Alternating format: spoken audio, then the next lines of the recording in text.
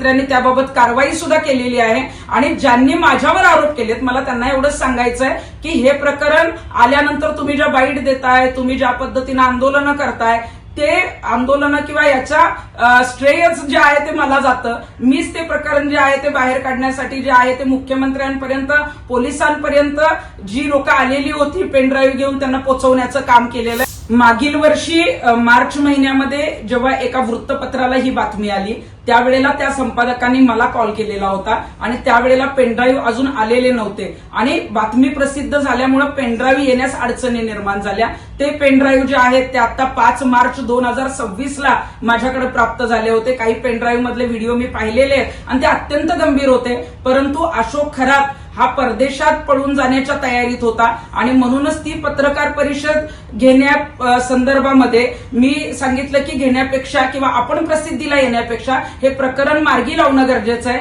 आणि काही पोलिसांच्या माध्यमातून जे आहे ते मुख्यमंत्र्यांपर्यंत तो पेनड्राईव्ह पोहोचवणं आणि त्यावर कारवाई होणं अपेक्षित होतं आणि म्हणून ते मुख्यमंत्र्यांपर्यंत व्हिडिओ पोहोचवले. त्या टीमचा पण मी एक भाग आहे की ज्याच्यामध्ये ही सगळी मला माहिती होती की मुख्यमंत्र्यांपर्यंत काही पोलीस ही माहिती घेऊन गेलेत. मुख्यमंत्र्यांनी त्याबाबत कारवाई सुद्धा केलेली आहे आणि ज्यांनी माझ्यावर आरोप केलेत मला त्यांना एवढंच सांगायचं आहे की हे प्रकरण आल्यानंतर तुम्ही ज्या बाईट देताय, तुम्ही ज्या पद्धतीनं आंदोलनं करताय ते आंदोलनं किंवा याच्या श्रेयच जे आहे ते मला जातं. मीच ते प्रकरण जे आहे ते बाहेर काढण्यासाठी जे आहे ते मुख्यमंत्र्यांपर्यंत, पोलिसांपर्यंत